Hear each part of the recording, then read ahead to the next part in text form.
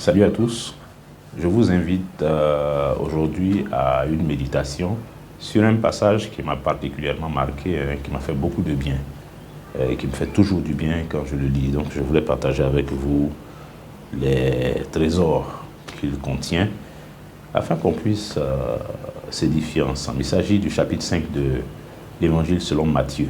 Mais nous n'allons pas lire tout le chapitre. C'est un chapitre qui est très riche et qui pour moi représente l'un des discours du Seigneur Jésus-Christ les plus marquants et les plus normatifs en ce qui concerne la façon dont nous devons vivre notre foi chrétienne. On va se limiter aux versets 43 à 48 et puis voilà, s'édifier à partir de là. Il est dit, vous avez appris qu'il a été dit, tu aimeras ton prochain et tu haïras ton ennemi. Mais moi je vous dis, aimez vos ennemis, bénissez ceux qui vous maudissent, faites du bien à ceux qui vous haïssent et priez pour ceux qui vous maltraitent et qui vous persécutent. Afin que vous soyez fils de votre Père qui est dans les cieux, car il fait lever son soleil sur les méchants et sur les bons. Il fait pleuvoir sur les justes et sur les injustes. Si vous aimez ceux qui vous aiment, quelle récompense méritez-vous? Les publicains aussi n'agissent-ils pas de même? Et si vous saluez seulement vos frères, que faites-vous d'extraordinaire? Les païens aussi n'agissent-ils pas de même? Soyez donc parfaits comme votre Père céleste est parfait. Voilà, comme je le disais, c'est un passage qui est très riche en enseignement. On va commencer par le premier verset. Vous avez appris qu'il a été dit, tu aimeras ton prochain et tu haïras ton ennemi. Ça, c'est ce qu'on appelait la loi du talion.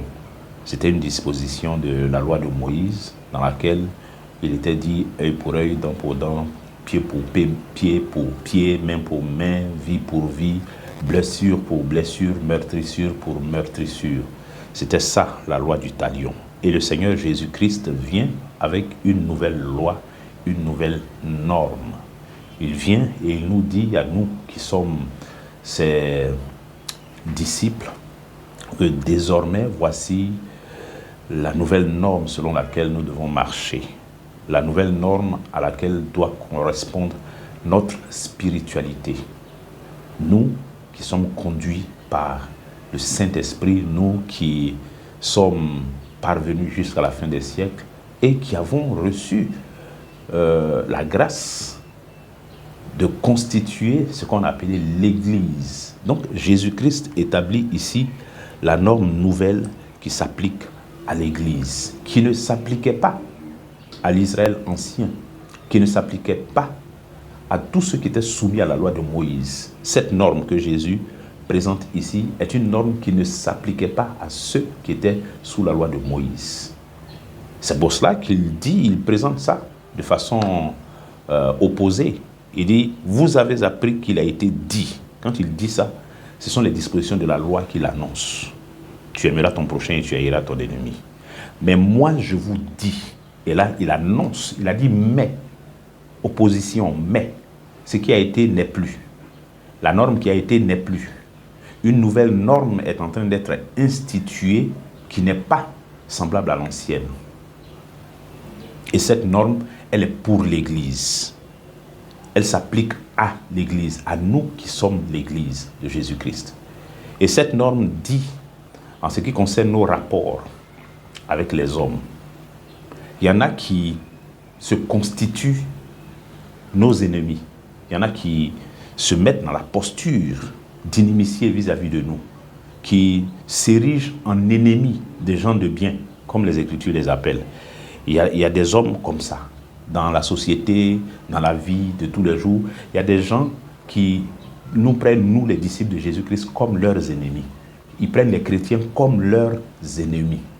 Alors je le dis comme ça parce que c'est clair que ce n'est pas à nous de nous faire des ennemis, même si certaines personnes estiment que pour une raison ou une autre, elles ont toute légitimité à nous considérer comme leurs ennemis, mais ce n'est pas à nous de les considérer comme ennemis. Et donc le Seigneur dit que selon la loi de Moïse, une personne qui est ton ennemi Une personne qui est ton ennemi selon la loi de Moïse est une personne pour laquelle tu as l'autorisation, j'allais dire l'obligation, parce que c'est la loi de Moïse. Tu as l'obligation de le haïr. Celui qui s'érige en ennemi des gens de bien, selon la loi de Moïse, c'est quelqu'un qui doit être haï. Alors je dis bien doit parce que c'est une loi, c'est une disposition de la loi de Moïse. Ce n'était pas au choix, ce n'était pas bon. Si tu veux, tu peux haïr ton ennemi. Si tu veux, tu peux l'aimer. La loi dit tu dois le haïr parce qu'il est ton ennemi. Et il est l'ennemi de ton Dieu. Tu dois le haïr. Tu haïras ton ennemi. Et tu aimeras ton ami. Tu aimeras ton prochain et tu haïras ton ennemi. Mais il vient, lui, le Christ, avec une norme nouvelle, une loi nouvelle, un principe nouveau, une spiritualité nouvelle et supérieure. Ça, c'est clair, parce que Jésus est supérieur à Moïse. La loi du Christ est supérieure à la loi de Moïse. Donc, toute norme établie par Jésus-Christ est une norme qui est supérieure à la norme de Moïse. Et on a un exemple ici, très parlant. Il dit, là où Moïse vous a demandé de haïr vos ennemis, moi, je vous demande de les aimer. Je vous demande de les aimer. C'est une parole forte. Moïse dit, ton prochain, tu dois l'aimer. Mais ton ennemi, tu dois le haïr. Mais Christ dit, aime tes ennemis. Aime tes ennemis. Si l'ennemi, tu dois l'aimer selon Christ, ça veut dire que le prochain, il n'y a plus rien à dire là-dessus. Si Moïse même te demandait déjà d'aimer ton prochain, ce n'est pas Christ qui va venir changer ça. Mais là où il était nécessaire qu'un changement, qu'une élévation spirituelle se fasse, c'est dans les rapports avec l'ennemi. Et Christ dit, là où Moïse vous demandait de haïr vos ennemis, moi je vous demande de les aimer. Alors qui sont nos ennemis? Et qui est notre prochain? Selon la loi, quand on prend la parabole du bon samaritain, c'est dans cette parabole que Jésus-Christ donne l'explication de qui est le prochain. Le prochain que la loi demandait d'aimer. Qui est le prochain? Je crois qu'on a déjà eu une indication avant même d'en venir à la parabole du bon samaritain, on a eu une indication de réponse au verset 46 de notre passage, où le Seigneur pose une question à ses disciples. Il dit, moi je vous demande d'aimer vos ennemis parce qu'en réalité, si vous aimez ceux qui vous aiment, qu'est-ce que vous faites d'extraordinaire? Ça nous donne déjà une orientation pour comprendre que ceux que le Seigneur nous demande d'aimer ici, qui sont nos ennemis là, c'est les gens qui ne nous aiment pas. Et donc le prochain, ça sera celui qui m'aime. Le prochain, c'est celui qui m'aime, celui qui me fait du bien, qui me démontre son amour par des actes d'amour. Et ça, on va le voir avec la parabole du bon samaritain. Dans la parabole du bon samaritain, en Luc chapitre 10, au verset 38, à la fin, après avoir raconté l'histoire que vous connaissez, c'est pour cela que je ne reviens pas là-dessus, au verset 36, le Seigneur finit l'histoire par une question. Il demande, lequel de ces trois te semble avoir été le prochain de celui qui était tombé au milieu des brigands? Et la réponse que la personne donne, c'est celui qui a exercé la miséricorde envers lui, répondit le docteur de la loi. Et Jésus lui dit, va et toi, fais de même. C'est une question qui est très importante. Moi, au début, je la lisais comme ça, dans le flot de ma lecture. Je la lisais et puis bon, j'avançais. Mais il a fallu que je prête un peu plus attention à la question pour y déceler quelque chose d'inhabituel. Vous voyez comment le Seigneur formule sa question. Il demande au verset 36, lequel de ces trois te semble avoir été le prochain de celui qui était tombé au milieu des brigands? Lequel de ces trois a été le prochain? Il ne demande pas qui a aimé son prochain ou qui a fait du bien à son prochain. Ce n'est pas ça la question qu'il pose. Parce qu'au début, la question qui a suscité cette parabole, c'était justement une question en rapport avec le prochain. Il a dit, voici comment l'histoire commence. C'est un docteur de la loi qui se lève et qui dit à Jésus pour l'éprouver, « Maître, que dois-je faire pour hériter la vie éternelle ?» Et Jésus lui dit, « Qu'est-il écrit dans la loi? Qui lis-tu » Et le docteur de la loi répond, « Tu aimeras le Seigneur ton Dieu de tout ton cœur, de toute ton âme, de toute ta force et de toute ta pensée, ton prochain comme toi-même. » Et Jésus lui répond, « Tu as bien répondu. » Lui dit Jésus, « Fais cela et tu vivras. » Mais lui, voulant se justifier, dit à Jésus, « Et qui est mon prochain ?» C'est la question qui a suscité la parabole que Jésus a racontée. Qui est mon prochain? Qui est mon prochain? Exactement la question que nous avons posée à partir de Matthieu 5, qui nous a ramené à Luc 10. Qui est mon prochain? Selon la loi, quand la loi dit, la loi que ce docteur vient de citer, et qui dit, tu aimeras ton prochain comme toi-même. Quand la loi dit ça, qui est mon prochain? Et c'est le même prochain qui est visé par l'autre disposition de la loi qui dit, tu haïras ton ennemi et tu aimeras ton prochain. C'est le même prochain qui est mentionné là-bas. Donc, qui est ce prochain-là? C'est important de comprendre ça. Qui est ce prochain? Et c'est pour donner la réponse à cette question que Jésus raconte une histoire, une parabole dans laquelle un homme a été agressé et à la fin, il se trouve que sur un ensemble de personnes qui l'ont vu, il y en a un seul qui est venu, qui s'est approché et qui lui a apporté secours, qui s'est occupé de lui.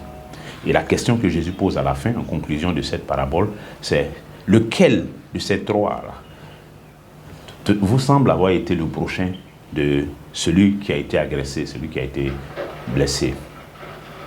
La réponse du docteur, eh bien le prochain de celui qui a été blessé, ça a été celui qui lui a fait miséricorde, celui qui lui a apporté assistance. C'est lui le prochain. Donc la définition du prochain qu'on peut légitimement tirer de cette parabole et des réponses qui sont données aux questions que Jésus pose par la suite, c'est que le prochain, comme Matthieu 5, 46 nous a permis tout à l'heure de le soupçonner, le prochain, c'est celui qui m'aime. Selon la loi, le prochain, c'est celui qui m'aime. C'est pour ça, en Matthieu 5, 46, Jésus dit, si vous aimez ceux qui vous aiment, qu'est-ce que vous faites d'extraordinaire? Après avoir dit plus haut qu'il est écrit, tu aimeras ton prochain. Mais si vous aimez ceux qui vous aiment, qu'est-ce que vous faites d'extraordinaire? Parce que le prochain, justement, c'est celui qui m'aime. C'est celui qui m'aime et qui manifeste son amour pour moi par des actes, par des attitudes, comme ce monsieur l'a fait. C'est pour ça que Jésus pose la question comme il l'a posé. Lequel d'entre ces trois-là vous semble avoir été le prochain de l'autre? C'est-à-dire, ce n'est pas celui qui était blessé qui est le prochain à qui on a fait du bien. Ce n'est pas lui que Jésus présente comme le prochain, mais il présente comme prochain celui d'entre les trois qui aura posé des actes correspondant à la qualité de prochain. Vous voyez, c'est-à-dire Jésus aurait pu poser la question de cette façon. Lequel d'entre ces trois-là a fait du bien à son prochain? Il aurait pu poser la question comme ça, mais ça n'aurait pas été juste selon la loi. Parce que quand la loi dit ton prochain, c'est celui qui te fait du bien. Donc la question que Jésus pose, c'est une question qui est exactement dans l'esprit de la loi. Donc lequel de ces trois-là vous semble avoir été le prochain de celui qui a été blessé? Comme pour dire, lequel d'entre ces trois-là a fait du bien à celui qui était blessé? Lequel d'entre ces trois a manifesté de l'amour pour celui qui était blessé? Parce que c'est ça le prochain, celui qui manifeste de l'amour, celui qui fait du bien, celui qui aime. Et c'est à celui-là que la loi disait, tu l'aimeras aussi. Celui qui t'aime et qui te démontre ça et qui te fait du bien, tu l'aimeras parce que c'est lui qui est ton prochain, celui qui t'aime. Jésus donne ensuite une recommandation à ce docteur de la loi. Quand le docteur de la loi a dit c'est celui qui a exercé miséricorde envers lui, Jésus lui dit, va et toi fais de même. Va et toi fais de même. Alors fais de même, fais quoi de même? Imite qui? Imite celui qui est le prochain. Imite celui qui a été le prochain. Étant entendu que celui qui a été le prochain, c'est celui qui a fait du bien. Donc quand Jésus lui dit, toi va et fais de même, ça veut dire, toi également va et sois le prochain de tout le monde. Sois le prochain de tout le monde, ça veut dire, va et fais du bien à tout le monde. Ne sois pas dans la posture d'attendre que ce soit à toi qu'on fasse du bien pour que les autres soient tes prochains, mais toi sois le prochain de tout le monde. Toi, va et fais de même. Toi, va et fais du bien autour de toi. Une fois qu'on a compris ça, on revient en Matthieu chapitre 5. Et là-bas, il nous est dit, on va revenir sur notre passage. Et là-bas, il nous est dit donc, au verset 43, vous avez appris qu'il a été dit, tu aimeras ton prochain et tu haïras ton ennemi. Mais moi, je vous dis, aimez vos ennemis. Donc là, nous comprenons. Quand la loi disait, tu aimeras ton prochain, ça veut dire, tu aimeras celui qui te fait du bien. Mais tu haïras ton ennemi, c'est-à-dire celui qui te fait du mal et qui te veut du mal. Mais moi, je vous dis, la nouvelle norme, c'est que vous devez aimer vos ennemis. 1. Vous devez aimer vos ennemis. De 2, vous devez bénir ceux qui vous maudissent. Est-ce qu'il y a des gens qui nous maudissent? Oui, il y en a. Qu'est-ce qu'on doit avoir comme attitude vis-à-vis de ces personnes? Eh bien, on doit les bénir. C'est ce que Jésus nous donne comme norme. Et puis, est-ce qu'il y a des personnes qui nous haïssent? Oui, il y en a qui nous haïssent. Et qu'est-ce qu'on doit faire? Quelle doit être notre attitude à leur égard? Eh bien, nous devons leur faire du bien. Nous devons faire du bien à ceux qui nous haïssent. Est-ce qu'il y a des gens qui nous maltraitent? Oui. Oui, il peut y en avoir. Il y en a certainement. Et que doit être notre attitude vis-à-vis de ces personnes? Nous devons prier pour elles. Nous devons prier pour ces personnes. Les personnes qui nous maltraitent ou qui nous persécutent. Alors, je récapitule. Ce sont des vérités qui sont simples, hein, mais c'est la puissance de Dieu qui est là. C'est la puissance du Saint-Esprit qui est là. C'est ça les armes redoutables de l'Esprit de Dieu. Il a cité l'ennemi. Il dit, nous devons aimer nos ennemis. Nous devons aimer nos ennemis. Il a cité ceux qui nous maudissent. Il a dit, ceux qui nous maudissent, nous devons les bénir. Nous devons bénir ceux qui nous maudissent. Là où la loi nous demande de les haïr. Ceux qui nous haïssent, là où la loi demandait de les haïr, il nous demande de leur faire du bien. De leur faire du bien, de ne pas leur refuser le bien qu'on peut leur faire. Il nous demande également, vis-à-vis de ceux qui nous maltraitent, qui nous persécutent, eh bien de prier pour eux. Ça veut dire si nous élevons la voix en pensant à ces personnes qui nous maltraitent et qui nous persécutent, qui nous veulent du bien, du mal, eh bien les paroles qui doivent sortir de notre bouche devant le Seigneur pour ces gars-là, c'est prier pour ces personnes. Pas prier contre, prier pour ces personnes. Donc demander à Dieu des choses qui vont leur être bénéfiques, des choses qui vont leur être avantageuses. Et je crois que la chose la plus avantageuse pour un homme, c'est qu'il soit éclairé par la lumière de Christ, qu'il soit éclairé, que son cœur soit libéré de tout ce qui le gangrène, tout ce qui l'aveugle, tout ce qui l'empêche de contempler la lumière de Jésus. Nous devons prier pour ceux qui nous maltraitent et qui nous persécutent. Prier pour eux. C'est une spiritualité qui est d'un niveau très élevé, hein, très élevé. Vous voyez qu'avec la loi de Moïse, on était pratiquement au sous-sol. Et avec la nouvelle norme que Jésus est en train d'instaurer pour l'Église, pour ses disciples, on est au sommet du gratte-ciel. Et puis, il termine en disant que c'est en faisant comme ça que nous allons manifester notre nature de fils du Père. C'est en faisant ça que nous manifestons la nature de fils du Père que nous avons. À tous ceux qui l'ont reçu, à ceux qui croient en son nom, elle a donné le pouvoir de devenir enfants de Dieu. Cette nature d'enfant de Dieu, là, elle se manifeste comment? Mais elle se manifeste par notre capacité à nous laisser conduire par l'Esprit dans cette spiritualité qui, je le reconnais, est d'un niveau très élevé, mais c'est justement ce pourquoi on a besoin du Saint-Esprit. On a besoin du Saint-Esprit pour accéder à ce niveau d'élévation spirituelle incroyable. Aimer son ennemi, bénir celui qui nous maudit, faire du bien à celui qui nous hait, prier pour celui qui nous maltraite et qui nous persécute. Mais c'est la folie. Et le Maître lui-même, il est venu, il n'a pas donné d'autre exemple que ça. Il n'a pas donné d'autre exemple que ça. On est bien content quand on évoque les moments où, sur la croix, il dit, avant d'expirer, Père, pardonne-leur. car ils ne savent pas ce qu'ils font. Il est en train d'intercéder en faveur de ses bourreaux, en faveur de ceux qui lui en veulent à mort et qui sont en train de le mettre à mort. Ils ne se contentent pas de lui en vouloir, mais ils sont en train d'exécuter leur plan macabre et démoniaque contre lui, leur plan ténébreux. Pendant qu'ils sont en train d'exécuter ça, il dit, Père, pardonne-leur, car ils ne savent pas ce qu'ils font. Il plaide en leur faveur devant le Père. Il prie pour ceux qui sont en train de le tuer. Jésus-Christ prie jusqu'à la dernière seconde. Il priait pour ceux qui étaient en train de le tuer. Quel modèle de spiritualité pour nous. Quel modèle de spiritualité.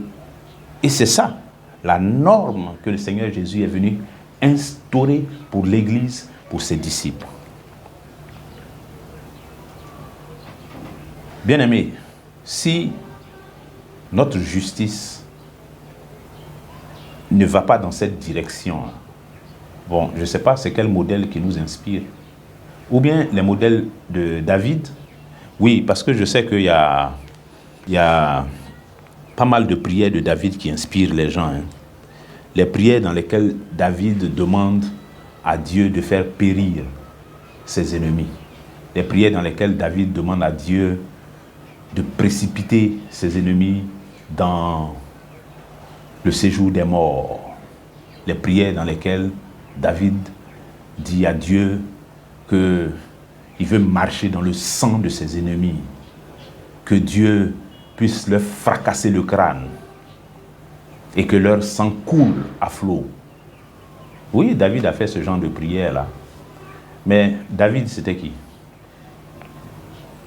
David, c'est quelqu'un qui a grandi dans l'esprit de la loi de Moïse. Laquelle loi dit tu haïras ton ennemi? C'est dedans que David a été éduqué, c'est dedans qu'il a grandi. Son éducation spirituelle, là, c'est ça. C'est ça. David était un homme très inspiré, un homme qui a représenté une icône dans les Écritures, et c'était même l'homme selon le cœur de l'Éternel. Mais ce n'est pas pour autant que tout ce que David a fait ou dit est normatif. C'est forcément quelque chose à imiter. Non. Toutes les prières de David là ne sont pas pour nous. Toutes les prières de David ne sont pas pour nous. Il y a des prières comme celle-là que David a faites en son temps, qui avaient leur sens et qui avaient leur intérêt, qui avaient leur valeur. Mais est-ce qu'aujourd'hui, où le Seigneur lui-même vient, ce n'est pas par la bouche d'un prophète, le Seigneur lui-même vient et puis il nous dit, il nous rappelle ce qui avait été dit aux gens à l'époque de David, et il nous présente une norme nouvelle, contraire, parce qu'elle est introduite par un « mais ». Moi, je vous dis, est-ce que le modèle de la prière que David a faite est un modèle pour nous, pour l'Église? Est-ce qu'il est convenable que l'Église à qui il est demandé de prier pour ses ennemis fasse des prières pour demander la mort de ses ennemis, pour demander la mort de ses ennemis?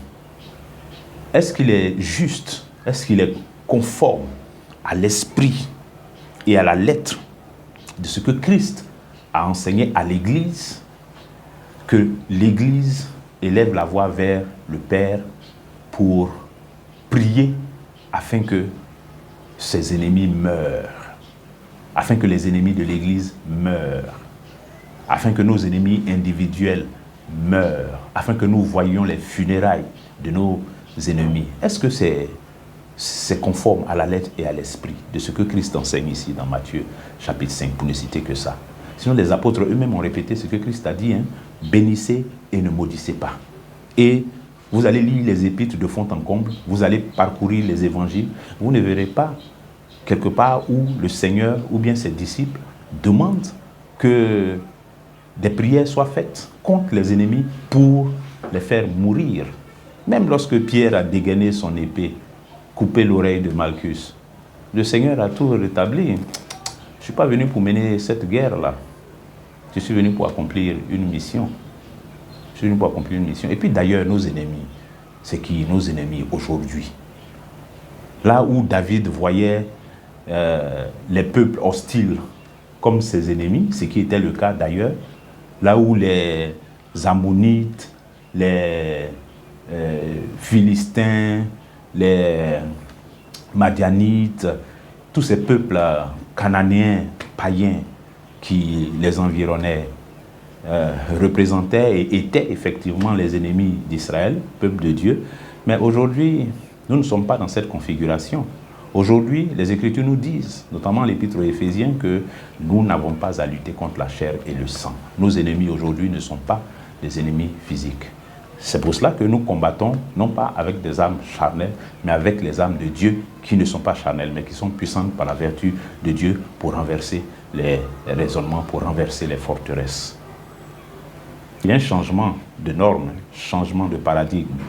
Nous sommes dans autre chose aujourd'hui, autre chose. Vous voyez, si ces prières pour demander la mort de nos ennemis, et quand on dit nos ennemis, je comprends bien, hein, ce sont des sorciers, des mystiques, des personnes qui sont engagées dans des œuvres contre nous, et des œuvres même pour nous faire périr, pour nous faire mourir, nous, pour nous faire mourir. C'est dans ça qu'ils sont engagés. Mais quelle différence y aurait-il entre eux et nous si, plutôt que de nous aligner sur ce que le maître a enseigné, nous nous mettons à leur niveau? De la façon dont eux, ils veulent notre mort, là, nous aussi, on demande leur mort. Quelle serait la différence entre eux et nous? Et puis, est-ce qu'on ne voit pas aussi que Dieu, dans son immense miséricorde, fait grâce à des personnes qui, selon notre jugement, n'en étaient même pas dignes? Oui, je dis selon notre jugement parce qu'il y a des crimes spirituels que nous estimons d'un niveau tellement élevé qu'on a fini par classer ceux qui les commettent. Alors que nous tous, nous étions de ce nombre-là. C'est vrai que nous n'étions pas des féticheurs, on ne bouffait pas les enfants des gens, on ne bloquait pas l'avenir des gens, c'est vrai. Mais le salaire qui nous était réservé, est-ce qu'il était différent de celui qui est réservé aux féticheurs, aux sorciers, aux mystiques, à l'assassin? Non, c'est le même salaire. Le salaire du péché, c'est la mort.